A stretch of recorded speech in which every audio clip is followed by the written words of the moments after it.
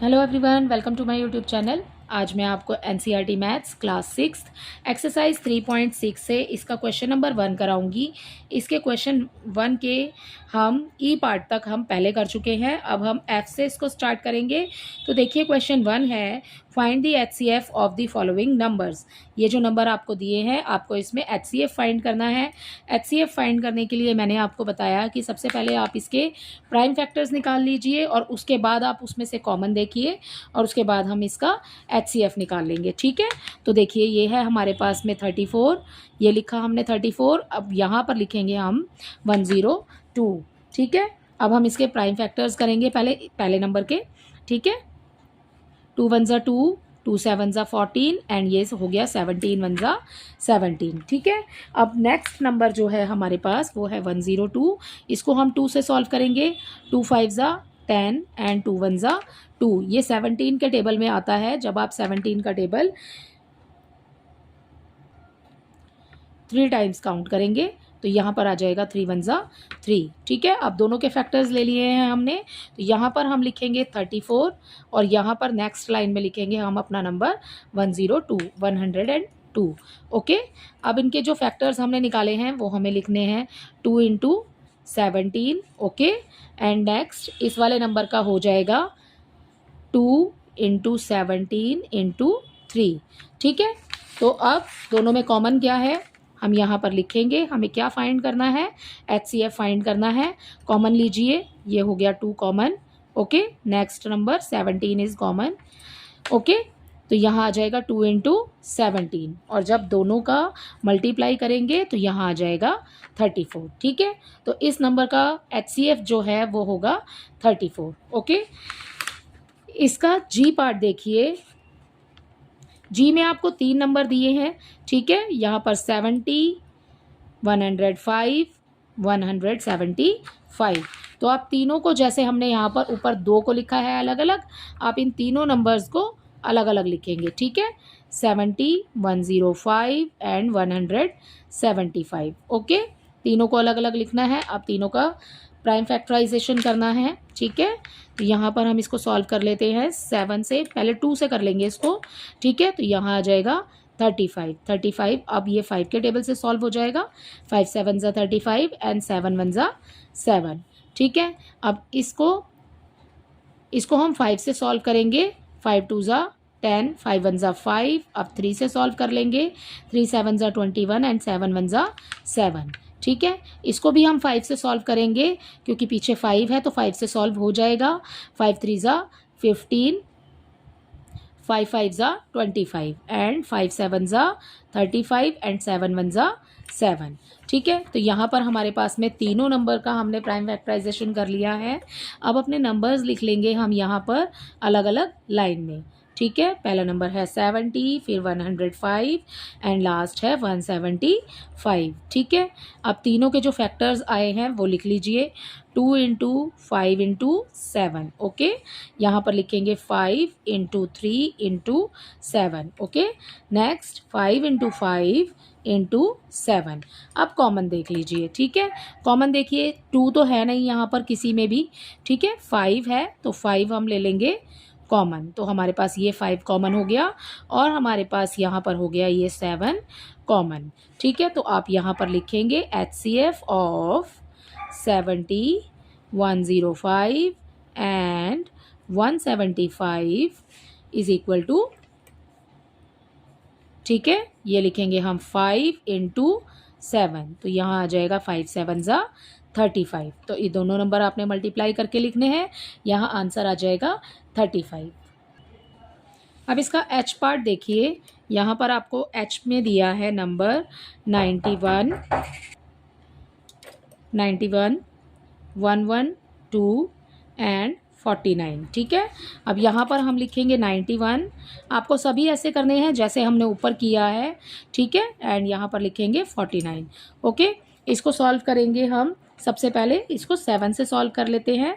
7 1 ज़ा 7 एंड 7 3 ज़ा 21। ठीक है, और अब ये सॉल्व हो जाएगा यहाँ पर 13 से। 13 1 ज़ा 13। ठीक है, अब ये सॉल्व हो जाएगा 2 से क्योंकि पीछे है 2 इवन नंबर है और 2 के टेबल में आता है, ठीक है। तो 2 5 ज़ा 10, 2 6 ज़ा 12। अब फिर से 2 से ही सॉल्व हो जाएगा क्योंकि 6 आ रहा है, ओके। तो यहाँ पर आ जाएगा 2 2 ज़ा 4 एंड 2 8 ज़ा 16। फिर से 2 से सॉल्व हो जाएगा, 2 1 ज़ा 2, 2 4 ज़ा 8 एंड 2 7 ज़ा 14 एंड 7 1 ज़ा 7, ठीक है। अगला नंबर है 7 7 ज़ा 49 एंड ये हो जाएगा 7 1 ज़ा 7, ठीक है। तो अब यहाँ पर तीनों के फैक्टर्स लिख लीजिए। पहला नंबर है 91, फिर आ जाएगा 112 एंड नेक्स्ट इज 49, ठीक है। इक्वल का साइन लगाइए।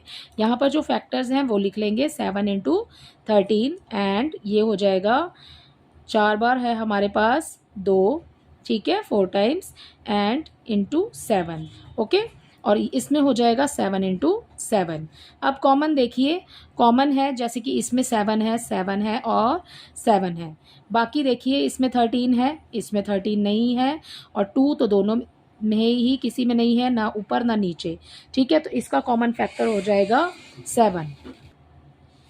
यहाँ पर हम लिखेंगे HCF of 91, 112 and 49 is equal to 7, ठीक है। तो इसका HCF हो जाएगा 7। तो इसी के साथ इसका H पार्ट कंप्लीट होता है। अब हम मूव करते हैं इसका I पार्ट करने। देखिए यहाँ पर हमें नंबर दिया है 18, 54 एंड 81, ठीक है। तो आप तीनों को लिखिए 18, ठीक है, 54 एंड 81, ओके। इसको 2 से सॉल्व कर लेंगे। 2 9 ज़ा 18 एंड 3 3 ज़ा 9 एंड 3 1 ज़ा 3। इसको 2 से सॉल्व कर लेंगे। 2 2 ज़ा 4, 2 7 ज़ा 14, 3 9 ज़ा 27 एंड 3 3 ज़ा 9 एंड 3 1 ज़ा 3, ठीक है। इसको भी हम 3 से सॉल्व कर सकते हैं, ठीक है। 3 से ही कर लेते हैं पहले। 3 2 ज़ा 6, 3 7 ज़ा 21, ठीक है। 3 3 ज़ा 9 एंड 3 1 ज़ा 3, ओके। तो अब हमने सबके फैक्टर्स निकाल लिए हैं। अब हम यहाँ पर अलग अलग नंबर लिखेंगे। ये हो गया 18, 54, 81, ठीक है। सभी के फैक्टर्स लिख लेंगे।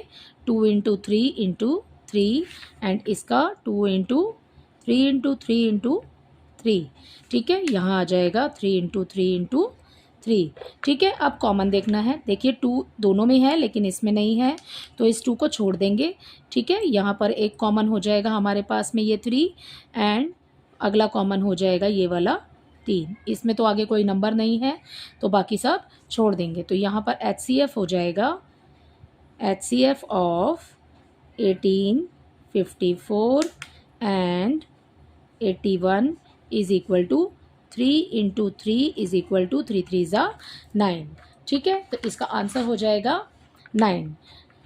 अब है इसका लास्ट पार्ट जो कि है J पार्ट इसका, ठीक है। उसके नंबर देखिए। J में आपको दिया है 12, 45 एंड 75। 12 यहाँ लिखा, ठीक है, 45 यहाँ लिखेंगे एंड 75 इसको भी हम अलग लिखेंगे।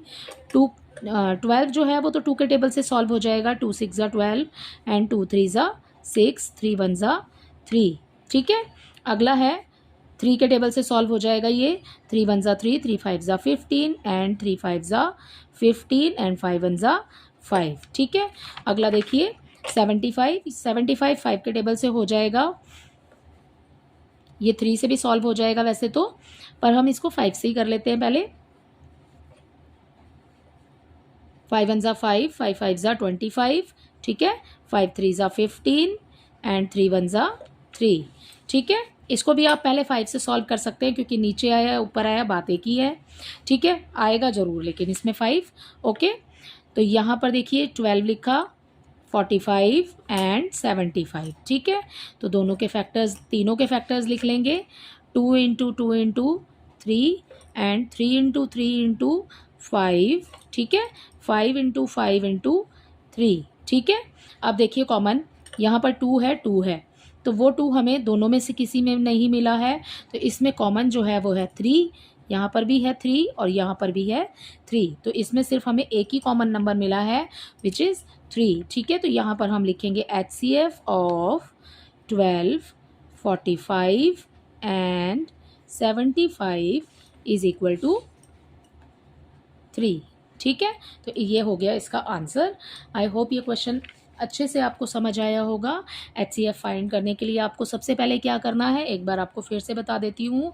ये होता है हाईएस्ट कॉमन फैक्टर।